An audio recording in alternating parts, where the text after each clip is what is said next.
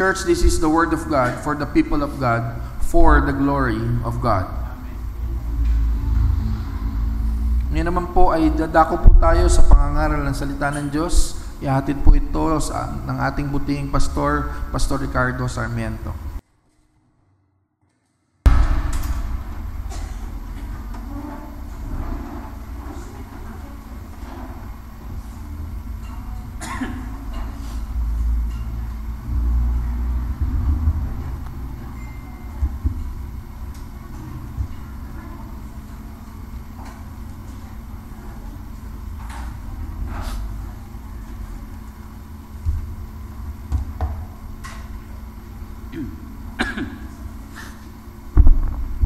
Sige po, magandang umaga po sa bawat isa. Happy Lord's Day. Pwede po bang pakibati ninyo yung katabi ninyo ng Happy Lord's Day? Ayan. Masaya po ba kayo? Katabi nyo yung katabi nyo ngayon? Po. Marami pong mga may katabi ay hindi masaya. Pero ngayon, masaya tayo dahil katabi natin yung katabi natin ngayon. Praise God. At isang malaking pasasalamat sa Panginoon na ako ay makabalik muli, makasama kayo sa inyong iglesia para makapagpahayag muli ng salita ng Panginoon. At ito po ay binasa natin at matutunghayan natin sa Philippians chapter 3, verses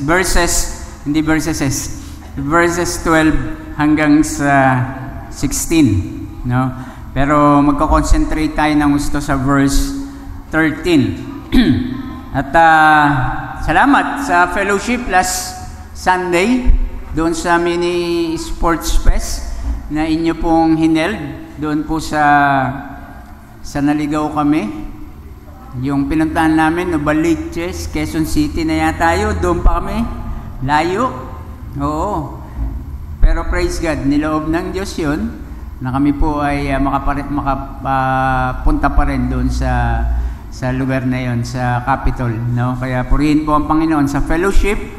Sarap na tayo po ay nagkaroon ng pagdaupang palad sa isa't isa. Makita namin kayo, no? At maka-fellowship ang bawat isa. Sana ay makapagplano uli si Pastor Dave ng mas malaki naman. Grand Sports Fest, no? Siguro sa Philippine Arena natin gaganapin, o kaya sa MOA, o kaya sa barangay na lang. Pero praise God po, purihin po ang Panginoon. Ang pag-aaralan po natin ngayon, gaya ng sinabi ko, ay matutunghayan natin sa Philippians chapter 3 verses 12 to 16. At pinamagatan natin itong the pursuit of Christian maturity. No, the pursuit of Christian maturity. Noong 2009 sa World Championships na ginanap po sa Berlin, dito po ay naitala sa kasaysayan ng pinakamabilis na tao sa buong mundo. Naitala sa kasaysayan ang pinakamabilis na tao sa buong mundo, and the fastest man in the world is Usain Bolt, a Jamaican sprinter who holds the world record in the 100-meter dash with a time of 9.58 seconds, equivalent to 43.99 kilometers per hour. Mabilis pa sa bike, no? Napababa. So, dahil nga dito, si Bolt is considered the greatest sprinter of all time, having won multiple gold medals at the Olympic Games. At dahil nga sa kanyang mga karangalang ito, he has been officially named a Guinness World Records icon. So, napakahusay ng taong ito. Siguro, nakita nyo, napanood nyo ito, si Usain Bolt, napakabilis ho talaga. Pwede siyang snatcher. Mahirap siyang mahabol ng pulis. Ano? Pero napakabilis, napakatuling tao. Pero alam natin, mga kapatid, na nakuha niya itong achievements na ito, yung mga accomplishments na ito, hindi dahil sa overnight lang na nakuha niya ito, kundi dinisiplina niya yung kanyang sarili, dumaan siya sa mga matitinding training, no? At marami siyang sinakripisyo. Hindi ito nangyari overtime lang. gumugol siya ng maraming oras, panahon sa kanyang training para makamit niya yung kanyang minimithi, yung tinatawag na gold medals. And mga kapatid, gusto ko pong sabihin na ang ating Kristiyanong takbuhin ay hindi po pang 100 meter dash lang. Ang ating pong Kristiyanong takbuhin ay marathon. Pag sinabing marathon, pangmalayuan, pangmatagalan. Yan po yung ating takbuhin. Hindi po ito yung mabilisan. No? Hindi po ito makukuha sa pabilisan lamang. Hanggang hindi ka pa kinukuha ni Lord, dapat magpapatuloy ka pa rin sa pagtakbo mo sa iyong Kristiyanong pamumuhay. Kaya lang, nakalulungkot, maraming mga Kristiyano, akala ng iba, ang takbuhin natin ay 100 meter dash lang. Ang bilis-bilis sa una, nag-uumapoy, nag-aalab sa paglilingkod sa Panginoon. Pero yung pala, sa kalaunan ay manghihina at hihinto at bibigay. Bakit? Kasi nung mapagod na, nung ma-discourage na, nung makita niya na napakarami palang obstacle sa daraanan niya, siya po ay natakot. Totoo po yun. Nakakatakot naman po talaga ang paglilingkod sa Panginoon na marami talagang sakripisyong gagawin. Pero kung kasama natin ang Panginoon sa ating pagtakbo, bakit tayo matatakot? Hindi ba? Alam natin na tayo ay nasa mabuting kamay, no? That is why itong si Apostle Paul, sinulatan niya yung mga taga-Philippians para i-encourage sila na magpatuloy sa kanilang commitment at katapatan sa paglilingkod sa Diyos. Na ang emphasis ni Apostle Paul na ang Kristiyanong pamumuhay ay continuous and lifelong pursuit of Christ. At nawa mga kapatid, ang sulat na ito ni Apostle Paul ay maging encouragement din sa atin. Hindi lang sa kanila, kundi even to us sa kapanahunan nating mga Kristiyano na ngayon. Lalo na sa atin na mga nakakaranas ng panghihina, lalo na sa atin na mga nakakaranas ng mga discouragement sa buhay, sa mga Kristiyano nating pamumuhay at paglilingkod na nararanasan natin na tayo ay nadidiscourage, ay maging hamon sa atin at encouragement ang sulat ni Apostol Pablo na ito sa buhay natin. Kaya nga mga kapatid, hangarin natin at sikapin nating marating ang maturidad sa ating Kristiyanong pamumuhay. At ang topic na pag-aaralan natin ngayon, gaya ng sinabi ko, ay the pursuit of Christian maturity. Let us aim, i-desire natin ang Christian maturity sa ating mga buhay. At sa passage na ating pagbubulay-bulayan ay meron lamang tayong dalawang punto na tatalakayin. Ang una, forgetting what lies behind, verse 13b, and then looking forward to what lies ahead, verse 13c. So yung dalawang bagay na yan ang ating pong pag-uusapan sa umagang ito. Forgetting what lies behind, ang unang subject matter natin. Ulitin ko uli na ang emphasis dito ni Apostle Paul is Christian maturity. Kristiyanong paglago sa ating pamumuhay. And the passage is not about perfection. Hindi sinabi ni Apostol Pablo, maging perfecto ka dito sa mundo. Hindi po. Dahil walang makakagawa nun. No? So, ang passage, ang tinutukoy is a process of lifelong Christian growth. Or sa theology, sanctification. Meron tayong pinapatay na mga kasalanan sa ating katawan na unti-unti at meron din naman tayong kinocultivate na mga graces ni God para tayo ay lumago sa ating pananampalataya sa Panginoon. So sinulat ni Apostle Paul ito kasi nung mga panahong iyon ay may mga lumalaganap na false teachings na sinasabi nila na pwede daw ma-attain sa mundong ito yung tinatawag na sinless perfection. Sabi ng mga false teachers, pwede kang maging banal sa mundong ito, sabi nila. Kaya nga, tawag sa kanila ay perfectionism.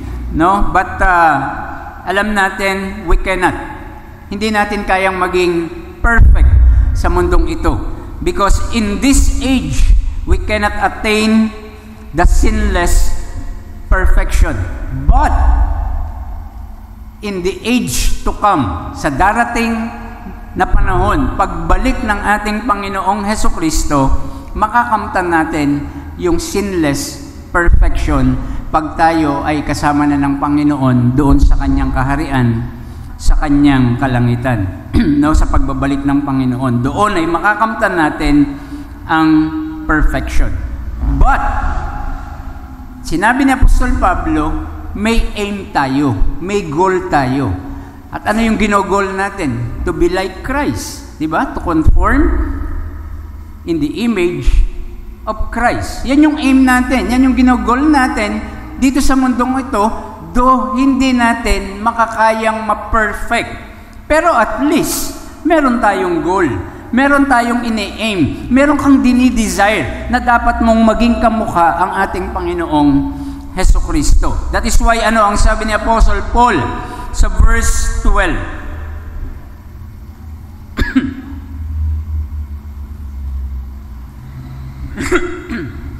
Ang sabi ni Apostle Paul,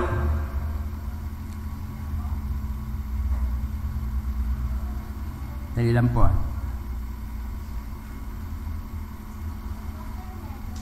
Sabi niya sa verse 12, not that I have already obtained this or I'm already perfect, but I press on to make it my own. Sabi niya, hindi pa ako ganap, hindi ako perfect dito sa mundong ito. Sabi ni Apostol Pablo, not that I have already attained this or I'm already perfect.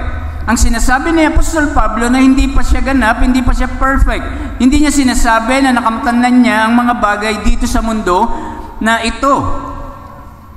Alam niyo mga kapatid, sa mundo pong ito, lalo na sa sports, sometimes may mga strange things na nangyayari sa mundong ito.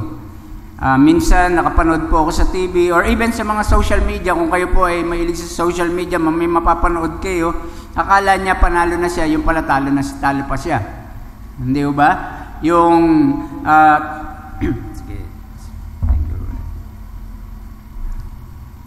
yung kala niya ay na siya, panalo na siya, wagi na siya, no? Bubunyi na siya. Di niya alam, sa likod niya pala ay nagsusumikap na abutan siya. At nung pagtingin niya ay naunahan na siya. Nakapanood po ako naman sa mga nagbabike ng karera, Tour de France, no? Kala niya panalo na siya, tinaas niya pa yung dalawa niyang kamay, gagaling nila, nakakabitaw sila eh. Siyang ganyan, di niya alam yung isa ay rumirimati pa pala. At pagkatapos ay nilagpasan siya at inabutan siya. Hindi niya alam, nasa likod pala ay meron pang rumaratsada para siya ay abutan at rumimate at nanalo pa yung nasa likod niya. Ang ibig kong sabihin, hanggat wala ka pa sa finish line, hindi pa tapos ang laban. Hanggat hindi mo pa napapatid yung lubid, hindi pa tapos ang laban. At tila, mga kapatid, ganito yung sinasabi ni Apostle Paul, not that I have already attained it. Na ang ipinapakita ni Apostol Pablo na mayroon siyang tamang pananaw kung nasaan na siya sa kanyang spiritual journey. Alam niya sa sarili niya that he was not attained this yet. Wala pa, hindi ko pa nakakamtan ng perfection. Alam niya sa sarili niya that he has not attained this yet. Alam ni Pablo sa kanyang sarili na hindi siya pwedeng mag-relax lang. Hindi niya pwedeng sabihin na upo na lang muna ako, magre-relax na lang muna ako. Siguro okay naman na at sapat naman na yung pagpapagal ko sa Panginoon, pagtatrabaho ko, pagiging mission-minded ko, siguro sapat na yon. Malago na siguro ako sa Panginoon. Hindi sinabi ni Apostol Pablo ang ganun. Bagkos ang sabi niya, I press on to make it my own. At dapat ay ganito rin tayo. Aminin natin na kulang pa tayo. Aminin natin. Hindi pa natin na-attain ang lahat. Aminin natin na hindi pa tayo ganap. Nagsusumikap tayo na lalo pa nating makilala ang ating Panginoong Hesukristo sa buhay natin. Magsumikap tayo. That's why Paul says, we press on to know Christ. Dapat makita natin na mga Kristiyano na tayo po ay nagsusumikap na mas makilala pa natin ng mas malalim si Kristo sa buhay natin. Nagsusumikap po ba tayo sa sarili natin bilang mga Kristiyano na mas malalim pa nating makilala ang Panginoon sa buhay natin? Or kumbinyente na tayo sa mga nalalaman na lang natin ngayon? Hindi po. Sabi ni Apostol Pablo, I press on. Nagsusumikap ako na lalo ko pang makilala si Kristo sa aking buhay. Mga kapatid, ito yung isa sa mga goal natin bilang mga Kristiyano. To know Christ and the power of His resurrection. And we should press for that goal. Huwag nating gawing paisi-isi lang ang ating Kristiyanong pamumuhay. Seryosohin mo ito, huwag mong gawing laro-laruan lang ito. Tandaan natin mga kapatid, sa Kristiyanong pamumuhay, wala ho tayo sa tinatawag nating playground. Hindi ho tayo nasa laruan with regard sa ating pong pananampalataya at paglagong Kristiyano. We are in the battleground. Gumagawa ng paraan ng dyablo para tayo po ay ibagsak. Gumagawa ang paraan ng dyablo para tayo ay mawala sa gawain ng Panginoon. Kaya kung lalaro-laruin lang natin ito, we are not in the playground. We are in the battleground, kaya dapat seryosohin natin ang pamumuhay Kristiyano sa buhay natin. Kaya tuloy, maraming mga Kristiyano ngayon, ang bilis mag-quit. Maraming mga Kristiyano, umaayaw kasi akala nila ang paglagong Kristiyano ay laro-laro lang. Bakit maraming mga Kristiyano ang paglago kay Kristo ay parang ang tagal? Bakit maraming mga Kristiyano ang paglago kay Kristo parang ang bagal? Alam niyo kung bakit? Kasi pala ang buhay nila ay punong-puno ng pagsuway at kasalanan. That's why napakabagal ng paglagong Kristiyano. So mga kapatid, let us press on toward the goal of knowing Christ ng mas malalim pa sa buhay natin. I hope na maging hamon sa atin ang mga bagay na ito, mga kapatid. I hope na maging ma-realize natin yung seriousness ng paglilingkod sa Panginoon, na tayo ay maglingkod sa Panginoon ng may kaseryosohan. And how do we press on? Ang sabi ni Apostle Paul sa verse 13, one thing I do. Isang bagay ang aking ginagawa. Ano daw ang ginagawa niya? Forgetting what lies behind. So ang isang bagay pala na ginagawa ni Apostle Paul in pursuit of Christian maturity ay ang paglimot sa sarili, hindi sa nakaraan. Paglimot sa nakaraan. Ano ang ibig sabihin ni Apostle Paul sa sinasabi niya that he is forgetting? Forgetting what? Ano yung gusto niyang kalimutan? Sa context na sinulat niya sa Philippians, ito ay makikita natin sa verses 7 to 11. Ito po mga kapatid ay tumutukoy sa lahat ng achievements niya, sa lahat ng mga accomplishments ni Apostol Pablo. At ano yun, mga accomplishment niya? Na lubusang makilala niya si Kristo at maranasan ang kapangyarihan ng kanyang muling pagkabuhay. Yan ang sinasabi sa verses 7 to 10. Ang sabi ni Apostol Pablo, siya rin ang sumulat nito sa Philippians, chapter 4 pa rin, verses 7 to 10. Ngunit dahil kay Kristo, ang mga bagay na pinahahalagahan ko noon ay itinuring kong walang kabuluhan ngayon. Oo, itinuturing kong walang kabuluhan ang lahat ng bagay bilang kapalit ng lalong mahalaga ang pagkakilala kay Kristo Jesus na aking Panginoon. Ang lahat ng bagay ay ipinalagay kong walang kabuluhan at itinuring kong what? Basura. Rubbish. Basura. Bakit? Makamtan ko lamang si Kristo.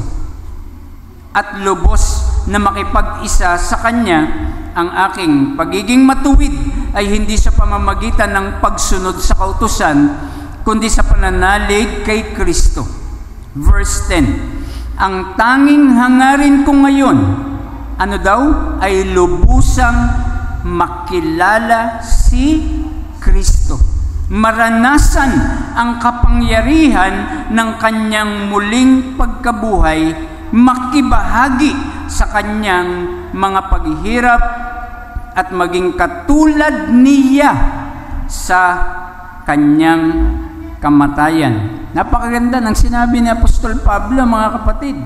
So yung word na forgetting sa verse 13, it means dismissing from the mind or paying no attention to. Ang ibig sabihin, to forget is to stop dwelling on something. To forget is to stop dwelling on something. Kung ikaw rin ay naging spiritual failure in the past, or ikaw ay nagkaroon ka ng mga hindi magagandang mga memories in the past, kapatid, we need to forget what lies behind. Nagkaroon kayo siguro ng mga memories na ang hirap makalimutan talaga. Mga bagay na masakit na nangyari sa inyo. Mga bagay na nakaraan, na nagpapaulit, na nare-rehearse sa inyong mga memories. Sabi ni Apostol Pablo, if you have spiritual failure, kalimutan mo na ang nakaraan. Past is past. Past is past. What matters is today. Ang importante, yung ngayon. May magagawa pa ba tayo doon sa nakaraan?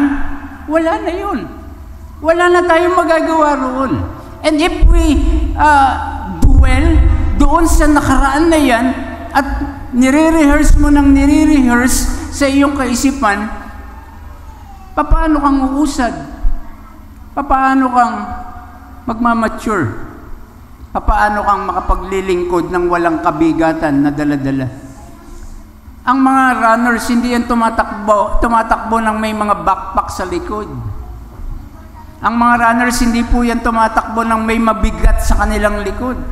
As much as possible, even yung mga damit nila, even yung mga sapatos nila, ay nakafit doon sa pagtakbo nila, na walang hahadlang sa kanila. At yun yung sinasabi ni Apostol Pablo.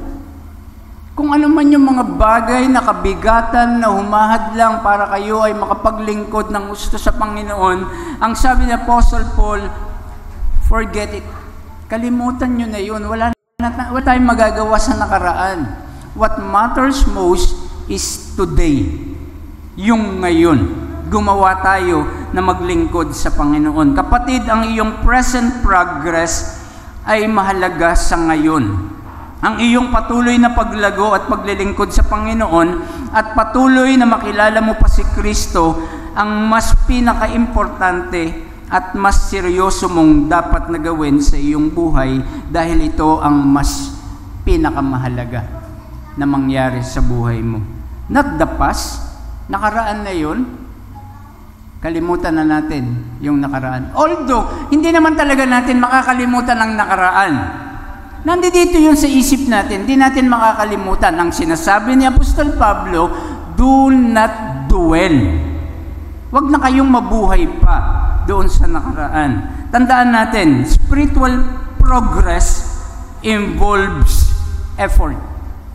Involves effort. Ang mga athlete, hindi sila magiging magaling overtime lang. Kinakailangan nilang mag-effort, mag-discipline, mag-training, mag-sacrifice para makamtan nila yung kanilang goal. Ganon din sa atin, spiritually speaking. Kung gusto nating mag-progress, mag-mature spiritually, kailangan nating mag-effort. Ang sabi ni Apostol Pablo sa Philippians chapter 2, verse 12,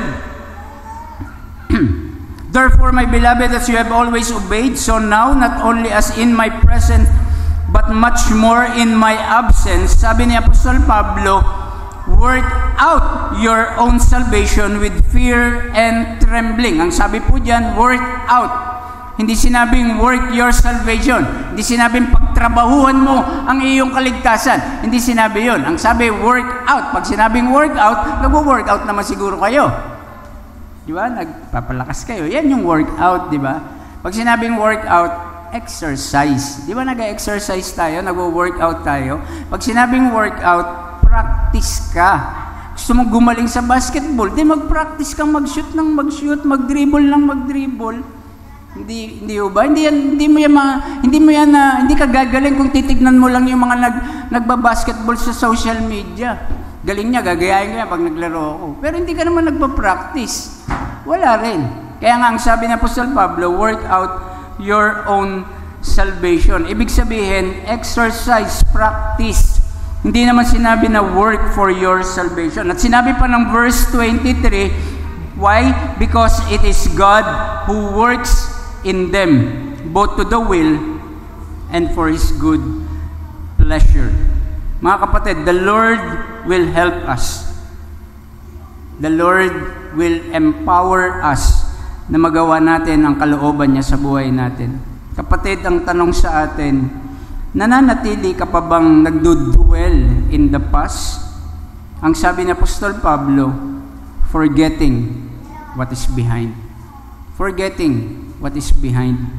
Kasi ito ang magpapabagal sa iyong spiritual growth. And sometimes, isa din sa nagpapabigat sa ating pag-usad sa ating spiritual na paglago, ito ay ang kasalanan. Sin. Napakabigat dalhin. Kaya ito ang nagpapabagal sa atin. Ano ang sabi ng Hebrews chapter 12, verses 1 and 2? Therefore, since we are surrounded by the great cloud of witnesses, let us also lay aside every weight and sin which clings so closely, and let us run with endurance the race that is set before us, looking to Jesus, the author and the perfecter of our faith. Tanggalin daw natin ang mga pabigat. Ano yun?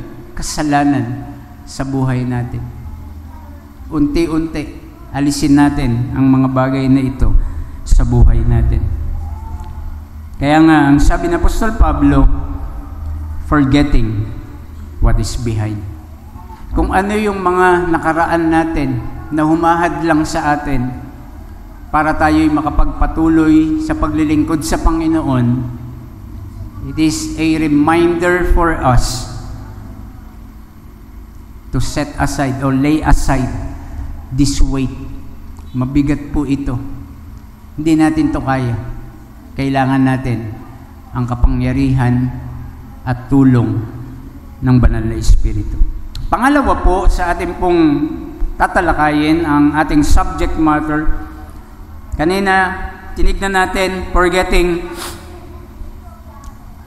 what lies behind. And second, looking forward to what lies ahead.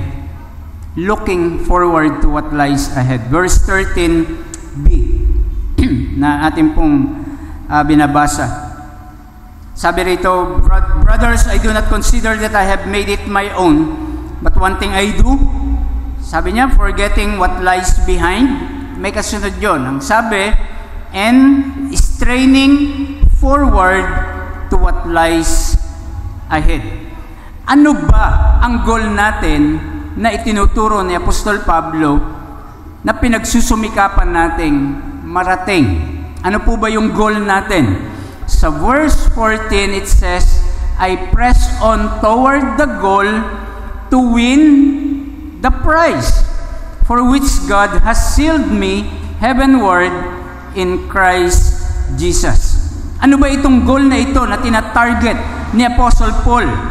Gaya ng isang atleta, si Apostol Pablo ay determinadong makarating siya sa finish line ng kanyang Christian maturity. Do ang sabi ni Paul na hindi pa siya ganap, pero sinisikap niyang makamtan ang gantimpala na ito dahil ito ang dahilan ng kanyang pagkakatawag.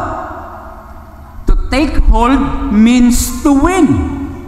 To take hold means to possess. To take hold means to acquire. At ito yung nais ni Paul doon sa sinasabi sa Philippians chapter 3, verses 10 to 11. That I may know Him, si Christ, and the power of His resurrection, and may share His sufferings, what? Becoming like Him in His death. So may dalawang bagay po na goal si Apostol Pablo na pinagsusumikapan niya. Ano una? To know Jesus Christ, ang makilala si Kristo Jesus ng lubos-lubusan sa kanyang buhay.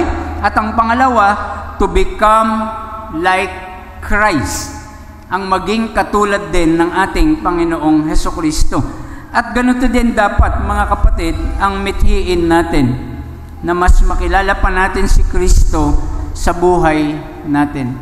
At unti-unti ay mag-conform tayo sa image ng ating Panginoong Hesukristo. Why you are adopted? Bakit ka ba isinama sa pamilya ng Panginoon? Bakit ka ba ginawang anak ng Diyos? Sabi ng Ephesians, to conform into the image of Christ, para maging kamukha natin ang ating Panginoong Hesukristo. Mga kapatid, totoo, ang perfection ay hindi natin makakamtan dito sa lupa. Walang makakagawa nun dito sa lupa. Pero habang tayo ay patuloy na nagmamature sa ating buhay Kristiyano, unti-unti ay nakikita din sa atin ang refleksyon ni Jesus Christ sa buhay natin.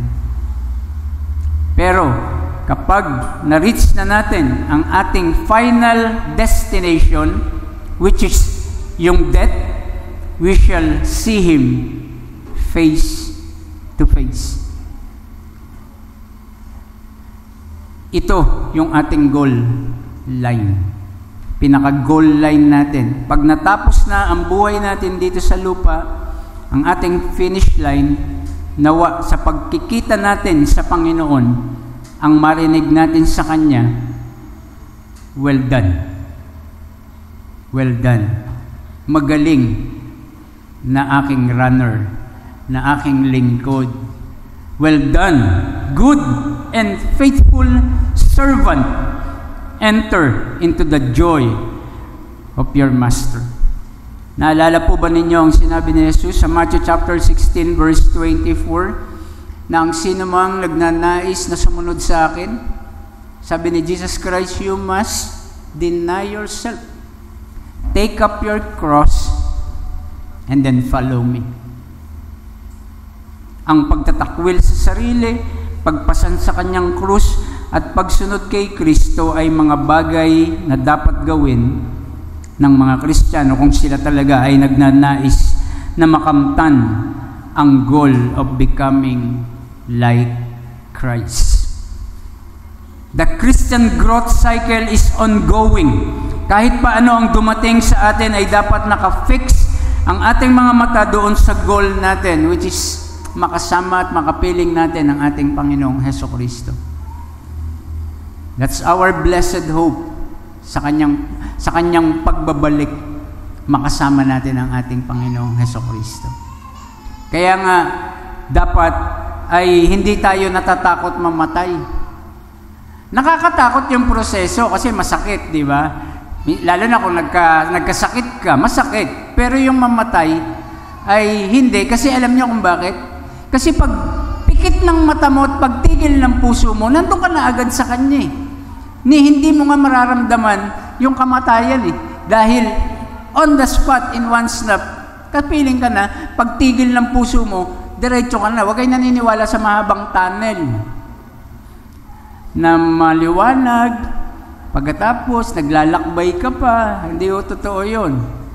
Sang snap, kasama mo na ang Panginoon. No? That's why si Pablo, handang-handa siya na harapin ang Panginoon. Why? Sabi niya, I have fought the good fight. I have finished the race. And I have kept the faith. At yun din sana ang mangyari sa atin bilang mga anak ng Panginoon. No? Ito yung nagpapalakas sa atin upang kahit ano pa mang problema problema o mga pagsubok ang harapin natin, we will persevere dahil alam natin na may katapusan ang lahat ng ito kapag tayo ay kinasama na ng ating Panginoon sa kanyang kaluwalhatian o sa kanyang kaharian. That is why, mga kapatid, huwag kang masyadong maging attached sa mga bagay dito sa lupa. Why? Iiwan mo rin naman yun, yung mga bagay dito sa lupa. Ang sabi ni Apostol Pablo sa verse 14, sabi niya, I press on toward the goal for the prize of the upward call of God in Christ Jesus. There is a reward for us na mga anak ng Panginoon na nag-persevere, na natili sa Kanya hanggang wakas. Tayo po ay re-rewardan ng ating Panginoon. In the first century, the Romans celebrated the Olympic Games. Sa kanila po nagsimula po yun, Olympic Games. No, yung mga competitors, nag-spend po sila ng 10 months in physical training para makuha nila yung prize. Ano ba yung prize nila roon nung first century? Hindi naman gold medals. Alam niyo kung ano yung prize nila nung first century? Crown of leaves. Mga dahon lang, parang laurel. O yun lang ang isasabit sa iyo o ikokorona sa iyo. Masaya na sila nun. Bakit? Because it means fame and glory. Katanyagan at kasikatan. And Paul used games as an analogy for a believer's life of faithfulness. Na tayo, gaya ng mga mananakbo, gaya ng mga runners, gaya ng mga athletes, maging tapat tayo sa ating mga paglilingkod. That's why ang sabi ni Paul sa 1 Corinthians chapter 9, verse 24 and 25.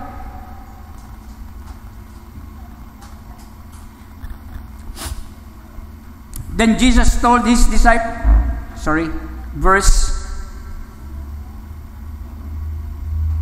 do you not know that in the race all the runners run, but only one receives the prize? So run that you may obtain it. Every athlete exercises self-control in all things. They do it to receive a perishable wreath. Yung nabubulok, sabi ni Brother Abe, inanay yung kanyang mga certificate. Ayun, inaanay. Di ba nabubulok? Nawawala. Yun yung mga perishable wreath. But we, an imperishable. Tayo, na mga Kristiyano, ang marireceive natin, hindi nabubulok. So I do not run aimlessly. I do not box as one beating the air, but I discipline my body and keep it under control, lest after preaching to others, I myself should be disqualified. Kaya napaka-importante, napakahalaga mga kapatid. Yung exhortation na ito ni Apostol Pablo is that believers, tayo po ay mag-focus at maging dedicated tayo doon sa ating pong Panginoong Hesukristong paglilingkod. And our motivation is serving Christ ng mas higit pa doon sa ginagawa natin nung una. We run not for a temporary crown. Tayo po ay tumatakbo sa ating pananampalatayang espiritual para ma-receive natin yung reward natin na hindi naman pang temporary lang, kundi ito ay pang eternal doon sa kanyang kalangitan. In pursuit of Christian maturity, we must forget what is behind and let us look forward to what lies ahead. Mga kapatid, may we be diligent. Maging diligent tayo in our race. May we keep our eyes on the goal, and may we, like Paul, finish strong our race sa ating Kristiyanong pamumuhay. Naway matapos natin ito ng may katagumpayan sa harapan ng Panginoon. Kaya nga kapatid, ang hamon sa atin, kung meron pang mga humahadlang sa iyo para ikaw ay makapagpatuloy sa paglilingkod sa Panginoon, let us lay aside all that weights na humahadlang ng mga obstacle sa ating paglilingkod sa Panginoon. Ibigay natin yung ating buhay this time. Sabihin natin sa Panginoon, Lord, seryoso po akong maglilingkod sa inyo. Remember, we are not in the playground. We are in the battleground. Gagawin lahat ni Satan ang magagawa niya para kayo ipabagsakin, pahintuin, paayawin sa inyong paglilingkod. But praise God, dahil mas malakas ang ating Panginoon. Nagtagumpay na siya, kaya tayo rin naman ng mga anak ng Panginoon ay mga mananagumpay. We are victor sa Panginoon. Tayo po ay manalangin sa Panginoon. Let us pray.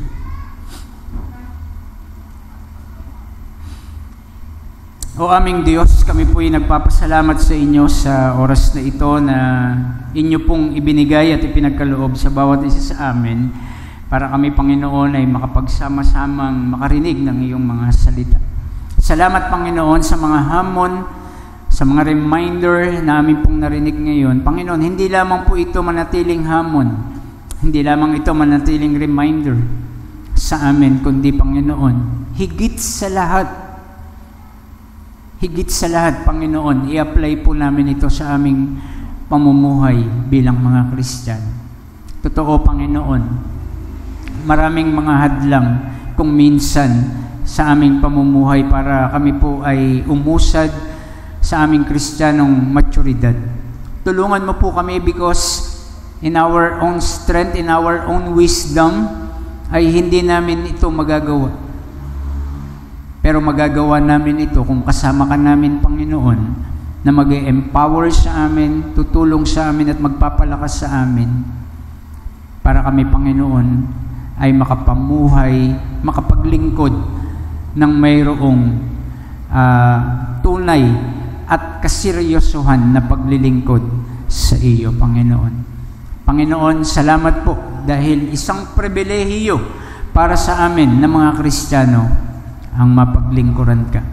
Ikaw na nag-alay, nagbigay ng iyong buhay sa amin, Panginoon, ay karapat-dapat din naman na pag-alayan namin ang aming buhay para kami ay maglingkod, maging tapat sa aming paglilingkod sa aming Diyos na nagbigay, nag-alay ng kanyang buhay, nagpatawad sa aming mga kasalanan, at ang aming mga kasalanan ay tapat niyang dinala doon sa krus ng Kalbaryo upang kami ay magkaroon ng katubusan sa aming mga kasalanan ito.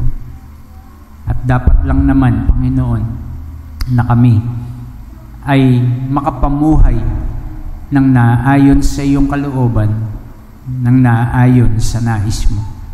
Na kami, Panginoon, anuman yung mga kabigatan, mga humahadlang, na mga pabigat sa aming likod, sa aming pagpapatuloy na paglilingkod sa iyo, ay tanggalin mo po ang lahat ng ito.